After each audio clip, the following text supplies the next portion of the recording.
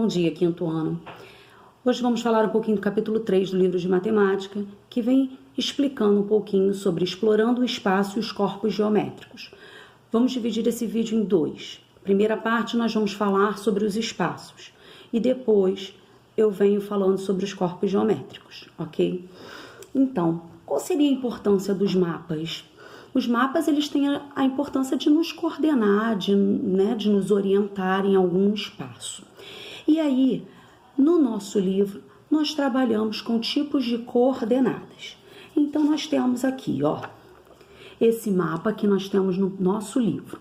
Nós temos aqui, ó, a casa dos tios do João. Como é que eu sei o que é uma coordenada? Nós temos as linhas horizontais e as linhas verticais, ó, horizontais e verticais. O encontro dessas linhas nós chamamos de inserção, ponto de inserção. Então, aqui onde está essa bolinha vermelhinha é o ponto de inserção.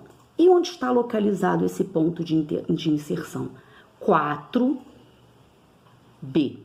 Ó, 4B. Então, isso aqui é uma coordenada geográfica.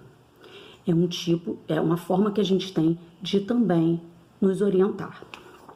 Outra forma que nós temos também é através dos mapas de ruas. Nós temos as ruas paralelas e as ruas transversais. Observem aqui esse mapa, tá? Nesse mapa aqui, nós temos a rua Monsenhor Coutinho aqui em cima e a 10 de julho. Essas duas ruas, elas são paralelas porque elas ficam lado a lado.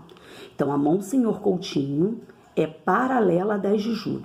Porém, a Monsenhor Coutinho com a Getúlio Vargas, elas são perpendiculares, porque uma cruza a outra. Ficou bem claro? Então, fiquem ligados em coordenadas, ok?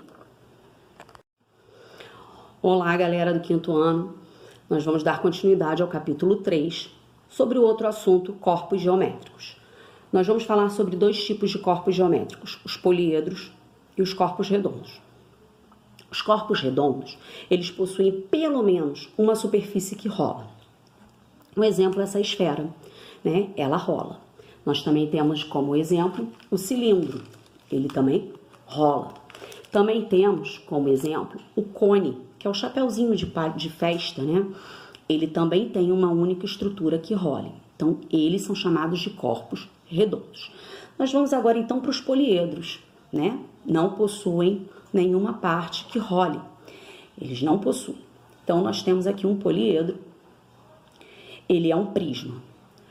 Qual é a diferença do prisma para pirâmides? Todos dois são poliedros. Só que o prisma, ele possui duas bases idênticas.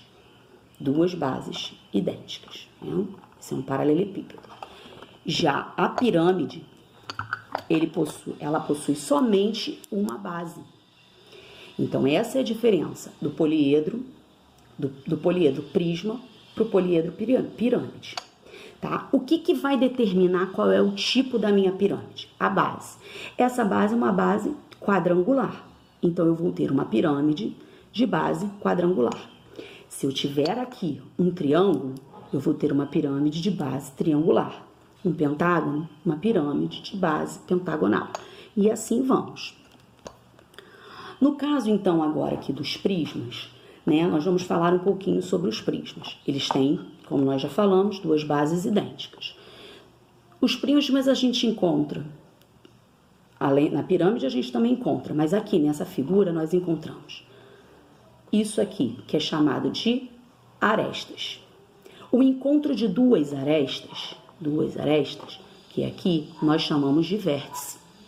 E o encontro de duas faces, nós vamos chamar de arestas, ok?